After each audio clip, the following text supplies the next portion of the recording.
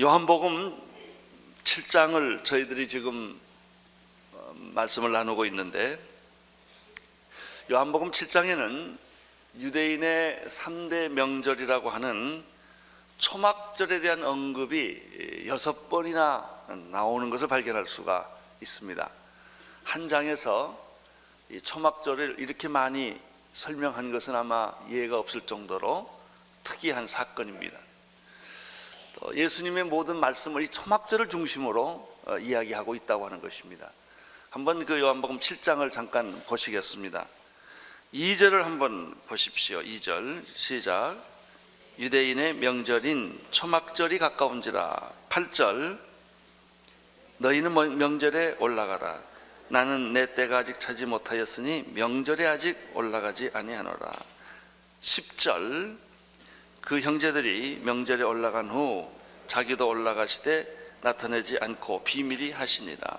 11절 명절 중에 유대인들이 예수를 찾으면서 그가 어디 있느냐 하고, 14절 이미 명절의 중간이 되어 예수께서 성전에 올라가사 가르치시니, 그리고 오늘 말씀에 37절 명절 끝날 곧 큰 날에 예수께서 서서 외쳐 가라사대 누구든지 목마르거든 내게로 와서 마셔라. 왜 요한복음 7장에 이렇게 명절에 대한 기록이 많이 있을까요? 또 명절을 중심으로 이야기를 하셨을까요? 그 대답은 아주 간단합니다. 그 명절이 주는 메시지와 예수님이 하시고 싶은 메시지가 연결이 되기 때문에 그렇습니다. 이 초막절이라고 하는 절기는 그러면 어떤 절기일까요? 유대인들은 아주 크게 지키는 절기가 3가지가 있습니다. 6월절, 77절, 그리고 이 초막절입니다. 초막절을 다른 말로 말하면 장막절이라고 말합니다. 초막이나 장막이라는 말을 더 쉽게 설명하면 텐트입니다. 천막 절기라고 말할 수가 있습니다. 이 초막절에는 2가지 아주 핵심적인 뜻이 있는데, 첫 번째는 이스라엘 백성들이 애굽에서 탈출해서 광야에서 40년을 유리방황합니다. 하나님의 약속의 땅, 축복의 땅을 가기 위해서 40년 동안 광야 생활을 하는데, 거기에는 첫째 집이 없습니다. 사막이기 때문에. 그래서 40년을 텐트 생활을 했습니다. 거기에는 사막이기 때문에 먹을 것이 없습니다. 그런데 놀랍게도 하나님은 40년 동안 하늘에서 만나를 주셔서 먹을 것을 해결해 주셨습니다. 광야에는 먹을 물이 없습니다. 40년 동안 떠돌아다니기 때문에 물을 구하기가 어렵습니다. 하나님은 반석에서 생수를 내게 하셔서 이스라엘 백성들에게 그 생수를 주셨습니다.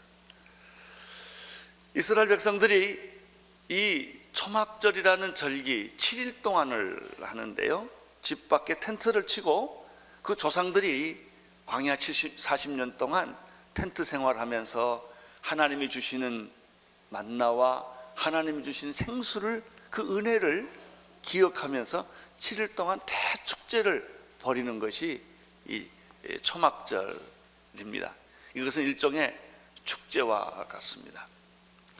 이 초막절의 또 중요한 2번째 뜻은, 이 초막절은 이스라엘 백성들은 1년에 3번 추수를 하는데, 이 마지막 추수 때가 바로 초막절입니다. 레위기 23장 39절에서 43절의 말씀대로 그들은 아름다운 실과와 종려나무 가지와 무성한 가지와 시내 버들을 취하여 하나님의 제단 앞에 바치고, 그들은 춤을 추며 축제를 베풀었습니다. 요즘식으로 말하면 추수감사절과 같은 것입니다. 1년의 마지막 추수 때 그 하나님이 비를 주셔서 농사를 잘 짓게 해주셨고 풍요로운 삶을 주신 것을 감사드리는 그런 축제를 일주일 동안 그들은 하나님 앞에서 제물을 바치면서 이 축제를 했던 것입니다.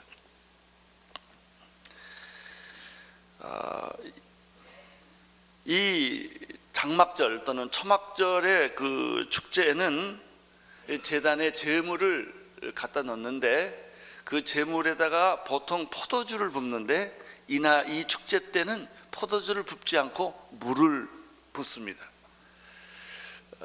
제사장이 주전자에 들고 많은 사람들과 함께 실로암 못으로 가서 그 물을 떠서 워터게이트, 그 수장문을 거쳐서 그리고 제단에 와서 이 물을 붓는 것입니다. 이것이 오늘 예수님이 하신 37절의 말씀과 아주 상징적으로 은유적으로 이게 맞닥뜨리는 메시지가 되는 것입니다. 물을 거기다가 붓게 되는데 바로 이때 그들은 이사야의 말씀과 시편의 말씀을 외우면서 또 같이 낭송을 하면서 이 축제에 참여를 했던 것이죠. 풍성한 비를 주신 하나님 감사합니다. 내년에도 풍성한 비를 주셔서 농사가 잘 되게 해 주십시오라고 하는 그런 의미로 이 물을 붓습니다. 특별히 축제가 7일 동안 계속되는데 이 마지막 날은 큰 날, 아주 축제의 클라이막스에 해당하는 것입니다. 이 날을 특별히 속죄를 선언하는, 하나님의 사죄를 선언하는 날로 정하고 제단에 실로암 못에서 가져온 그 물을 계속 붓고 나팔을 불고 종려 가지를 흔들고 소리를 지르고 춤을 추는 이 축제 클라이막스가 있습니다. 이런 상징적인 그 의미를 가진 그런 초막절, 특별히 마지막 날 제일 큰 날에 모든 축제가 이제 마지막 이 절정을 향하여 가는 그때 사람들은 와서 종려가지를 흔들고 춤을 추고 그리고 그 감격하고 감사하고 기뻐하던 그때 예수님께서 축제 마지막 날 끝날 큰 날에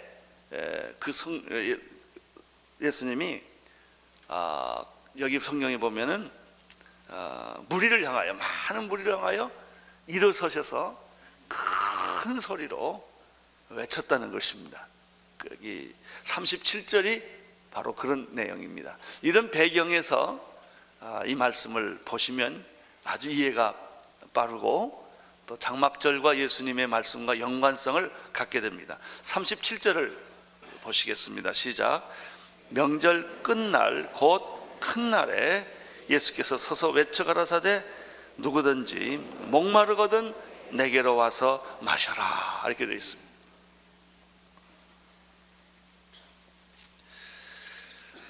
장막절이 끝나는 그 축제의 클라이막스 때 모든 사람들이 그 축제에 다 빠져 있었을 때 예수님께서 서서 큰 소리로 외치시면서 초청의 말씀을 합니다. 목마른 자들아, 누구든지 목마르거든 내게로 와서 마셔라. 이 메시지의 특징은 초청입니다. 하나님은 여러분을 초청하십니다. 세상은 여러분을 거절합니다. 하나님은 여러분을 환영합니다. 여러분을 초청합니다. 성경은 하나님의 초청의 글입니다. 당신이 비록 죄를 지었고 당신이 비록 하나님을 떠났고 당신이 비록 세상에 살지만 하나님께서 여러분을 초청하십니다. 부르십니다. 이것은 저녁에 밥 한 끼 먹자는 부름이 아니라 영원의 초대요, 축복의 초대요, 행복의 초대입니다. 예수님께서 이렇게 초청한 메시지가 마태복음 11장 28절에 있습니다. 아주 유명한 초청이죠. 수고하고 무거운 짐을 진 자들은 다 내게로 오라. 내가 너희를 쉬게 하리라. 예수님 우리를 초청하십니다. 인생이 피곤한 사람, 인생의 방향을 잃어버린 사람, 인생의 의미를 잃어버린 사람, 탈진한 사람들, 자살하고 싶은 사람들, 인생을 포기하고 싶은 모든 사람들은 다 내게로 오라. 내가 너희를 쉬게 해 줄 것이다.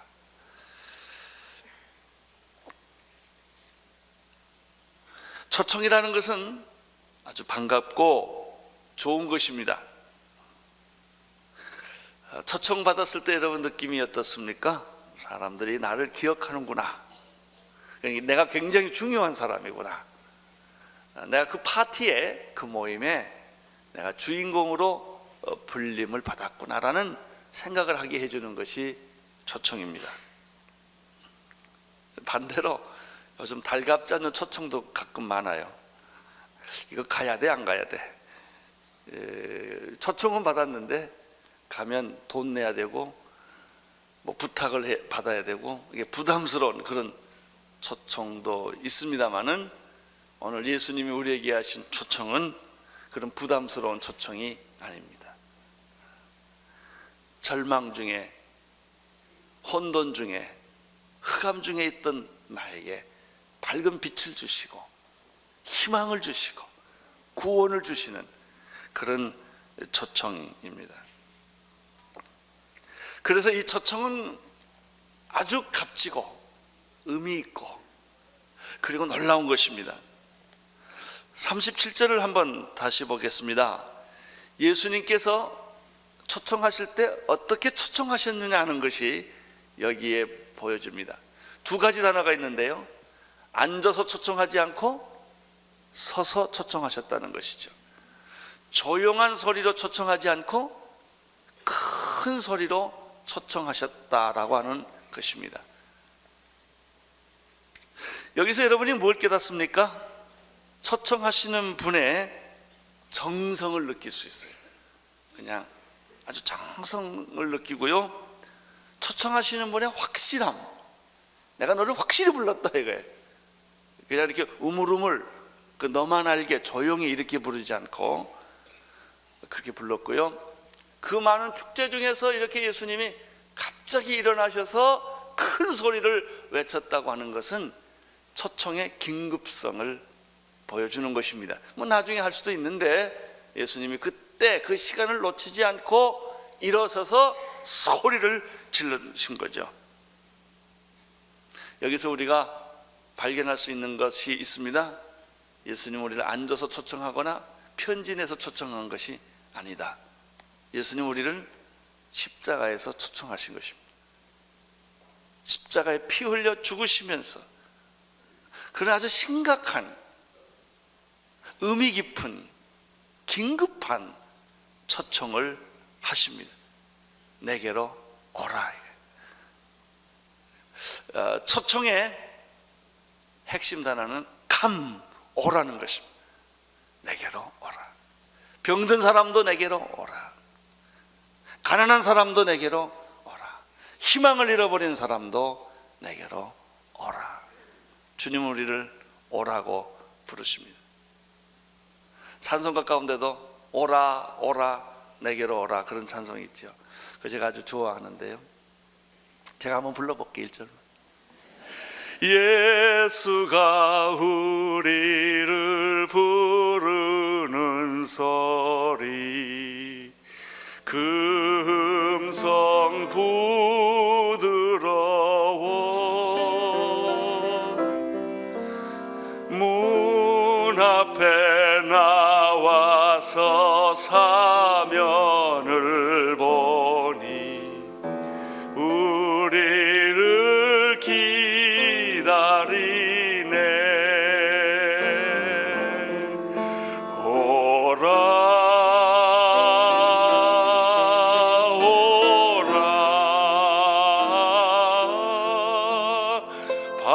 방황치 말고 오라.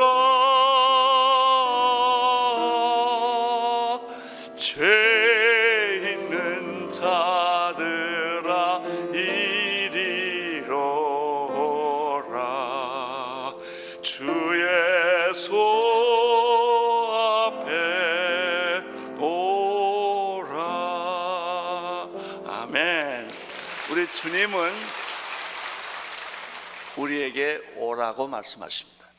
come. 나중에 오라고 하시고요, 나중에 또 말씀하십니다. go, 가라고 하십니다.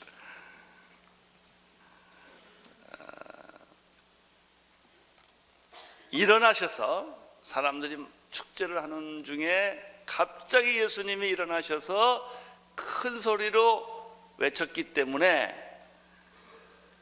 사람들의 반응은 어떻겠습니까?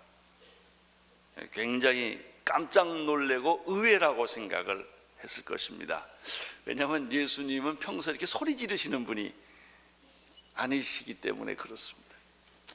사람들의 시선이 아마 집중되었을 것입니다. 예수님은 조금도 주저함 없이 부끄럼 없이 분명하게 그의 메시지를 전하십니다.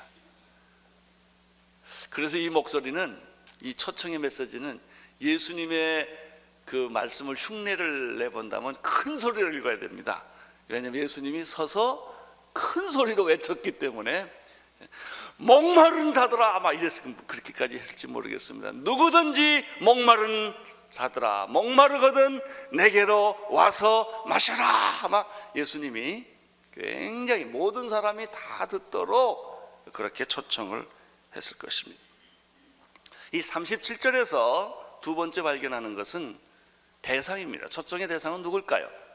누구든지입니다. 누구든지. 어떤 특별한 사람만 초청한 것이 아니라 가난한 사람이나 부유한 사람이나 병든 사람이거나 건강한 사람이거나 실패한 사람이거나 성공한 사람이거나 무명한 사람이거나 유명한 사람이거나 백이나 흑인이나 막론하지 않고 누구든지 목마르거든 내게로 와서 마셔라. 여기서 우리가 발견하는 것은 무엇입니까? 구원의 초청에는 조건이나 제한이나 한계가 없다는 것입니다. 안심하십시오. 당신은 초청의 대상입니다. 당신은 초청의 대상에서 제외되지 않습니다. 사도행전 2장 21절에 보면은 오순절날 요엘 선지자의 얘기에 성령이 부어진다는 말을 하면서 제일 마지막에 이런 말씀이 있습니다. 누구든지 주의 이름을 부르는 자는 구원을 얻으리라. 할렐루야. 누구든지, 어떤 민족이든지 어떤 열방이든지 어떤 나라든지 누구든지 주의 이름을 부르는 자는 구원을 받을 것이요 누구든지 목마르거든 내게로 와서 마셔라 라고 말씀하셨습니다. 나는 여러분들이 모두가 예외 없이 우리 주님의 초청의 대상자임을 믿습니다. 주님한테 오셔서 목마른 여러분의 인생을 해결할 수 있게 되기를 축원합니다. 세 번째, 이 초청의 메시지의 중요한 것은 초청의 내용입니다. 그 내용은 무엇입니까? 내게로 와서 마셔라입니다. 예수님께서는 요한복음 14장 6절에서 나는 길이요 진리요 생명이라고 말씀하셨습니다. 또 요한복음 11장 나는 부활이요 생명이라고도 말씀하셨습니다. 성경 곳곳에서 나는 빛이요 라고 말씀하셨고 나는 영원히 목마르지 않는 생수요 또 영원히 배고프지 않는 생명의 떡이라, 하늘에서 내려온 떡이라 라고도 말씀하셨고 나는 양의 문이다 라고도 말씀하셨습니다.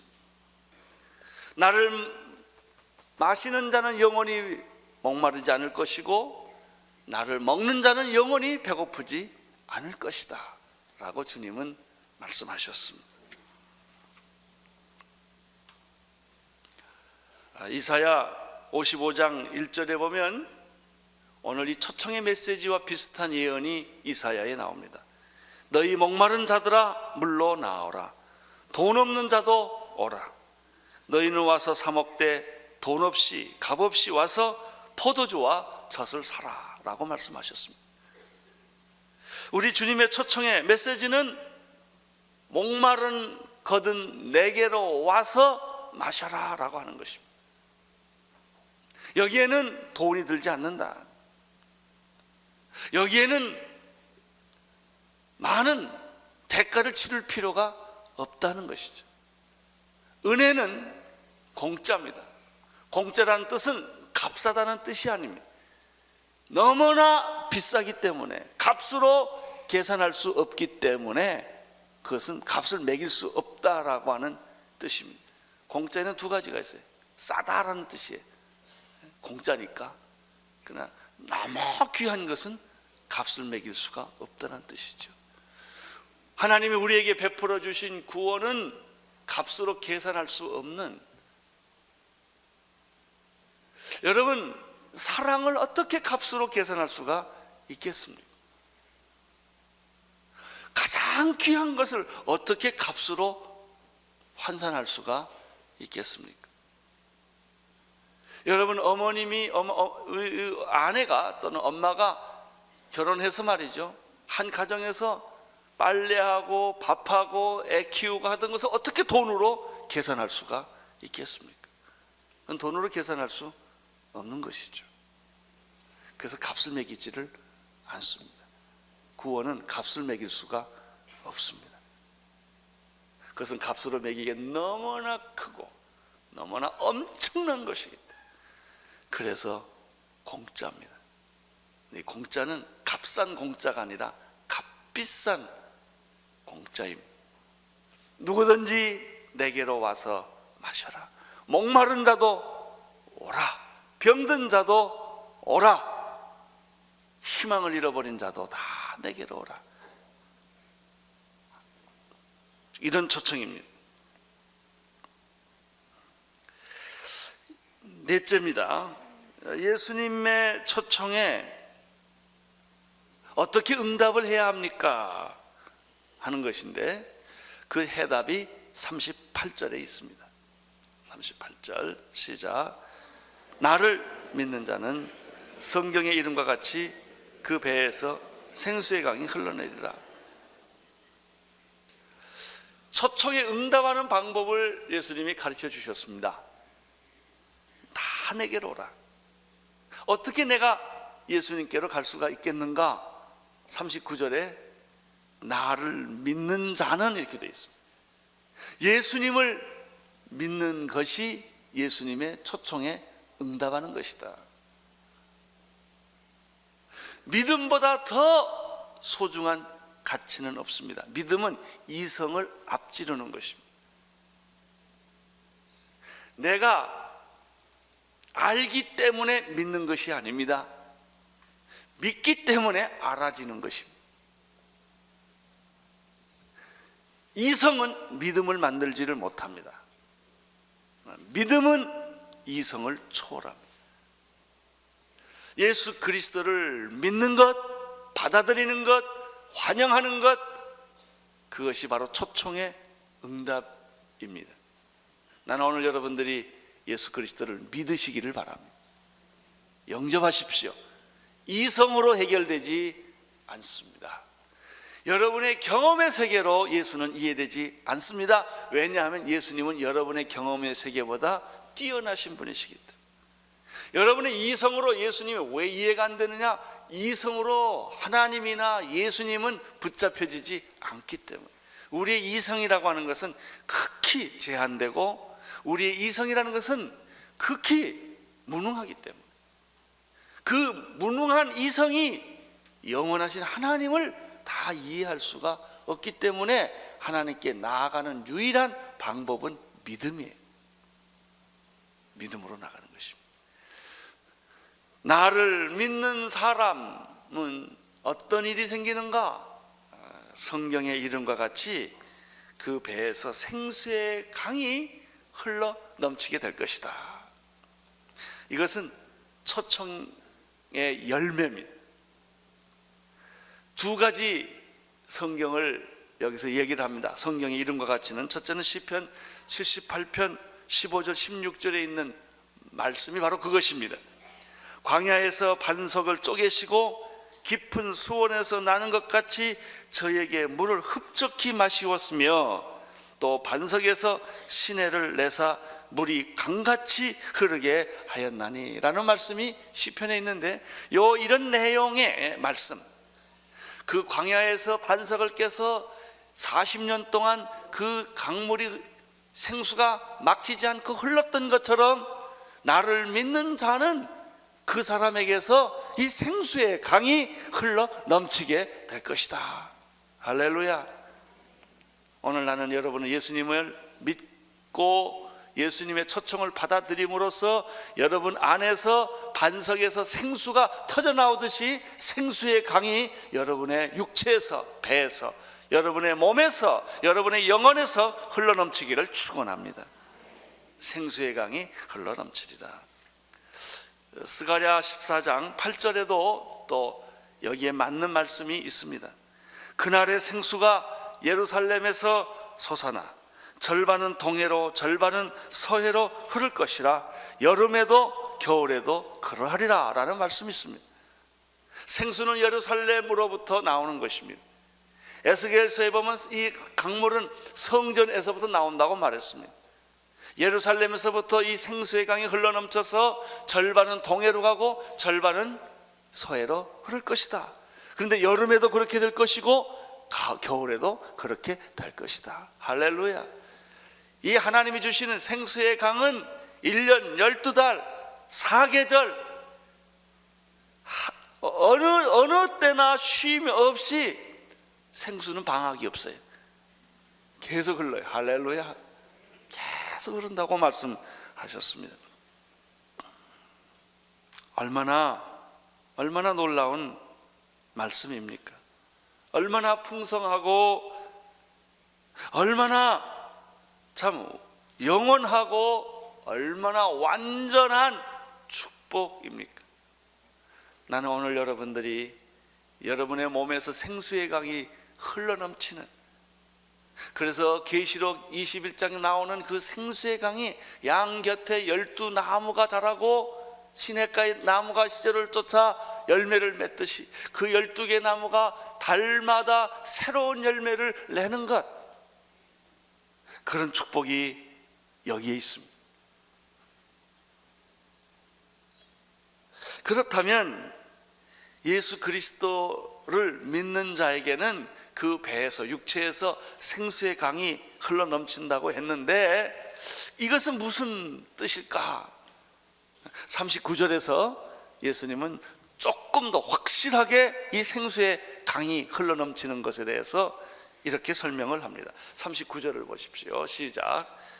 이는 그를 믿는 자에 받을 성령을 가르치시니라. 그 다음 가로치고요, 예수께서 아직 영광을 받지 못하신 고로 성령이 아직 저희에게 계시지 아니하시니 라고 말했죠. 생수의 강이 흐른다고 하는 것은 예수 그리스도를 믿는 자에게 주시는 성령님의 그 활동, 성령님의 그 에너지, 성령님의 그 풍성한 은혜를 이야기하는 것입니다.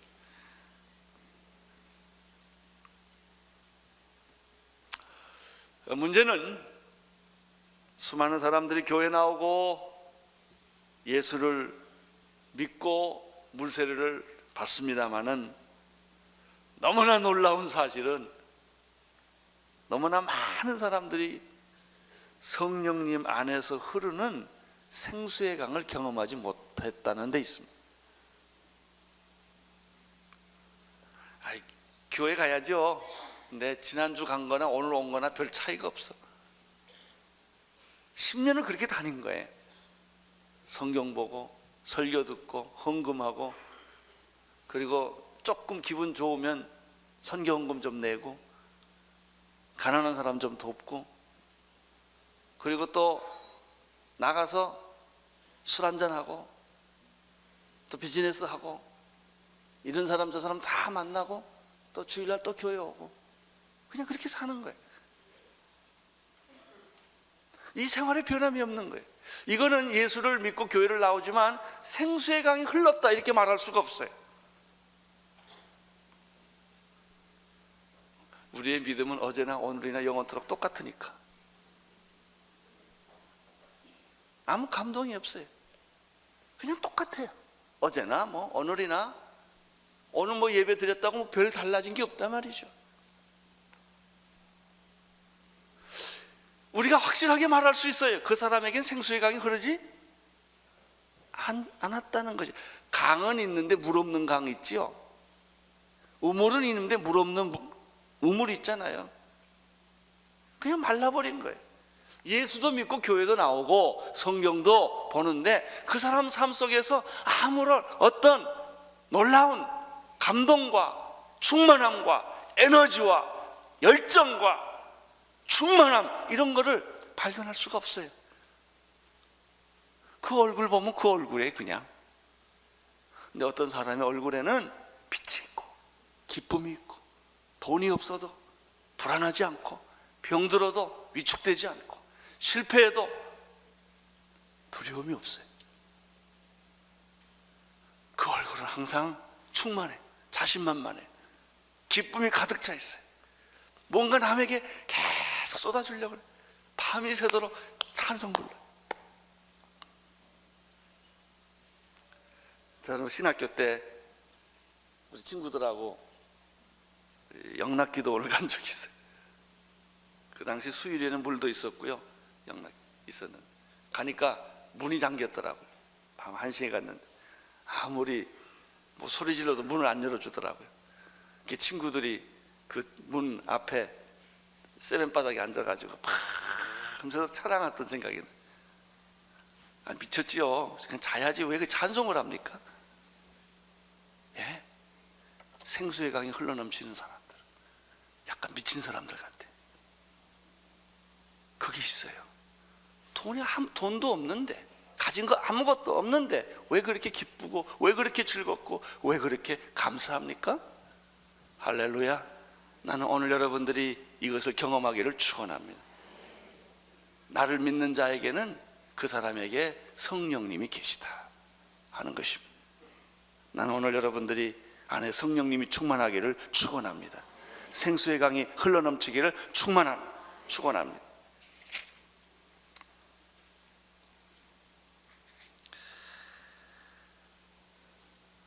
나는 오늘 예수님의 초청을 다시 여러분들에게 드리고 싶습니다. 누구든지 목마르거든 내게로 와서 마셔라. 나를 믿는 자는 성경의 이름과 같이 스가랴의 말씀, 시편의 말씀처럼 조상들이 광야에서 샘물을 경험했던 것처럼 여러분 안에서 우리 인생이라는 것은 다 광야예요. 인생이라고 하는 것은 다 사막과 같은 거예요. 별게 없습니다. 인간은 세상은 사막과 같은 거요. 여러분 인간이라는 이 껍데기, 이 인간이라는 실존은 사막과 같은 것입니다. 건질 데가 아무것도 없는데 여기서 생수가 터진다는 것입니다. 생수가 흘러 넘친다는 것입니다. 그래서 내 생수가 있는 데는 나무 심으면 나무가 다 잘 된다는 것입니다.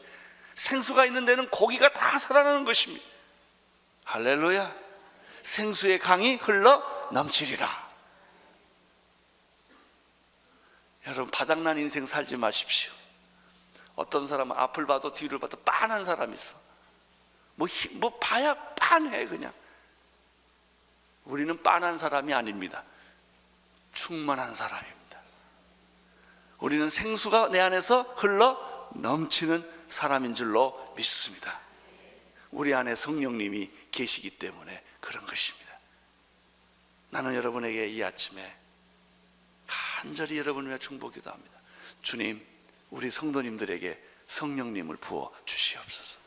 그냥 예수 믿고 교회 왔다 갔다 하고 그냥 헌금 좀 하고 그냥 나가서 좋은 일 조금 하는 그런 무기력한 사람이 아니라 내 생애를 헌신할 수 있는, 내 삶을 주님께 바칠 수 있는 그런 감동적인, 그런 충만한 그런 능력의 사람. 내 옆에 있는 모든 사람들은 다 살아나고 샘물이 있는 곳에 나무가 다 살아나듯이 내가 존재하는 곳에는 꽃이 피고 열매가 맺고 그런 행복의 축제가 벌어지는 그런 사람이 되게 하여 주옵소서. 나는 여러분들이 그런 성도가 되기를 축원합니다. 생수의 강이 흐르게 하소서. 기도하겠습니다. 하나님 아버지, 나를 믿는 자는 성경의 이름과 같이 생수의 강이 흘러넘친다고 약속하셨습니다. 바로 그분은 성령님이신 것을 우리가 고백합니다. 우리 성도님들의 삶이 반석에서 터지는 생수가, 예수 그리스도의 생수가 충만하게 하여 주옵소서. 예수님 이름으로 기도드립니다.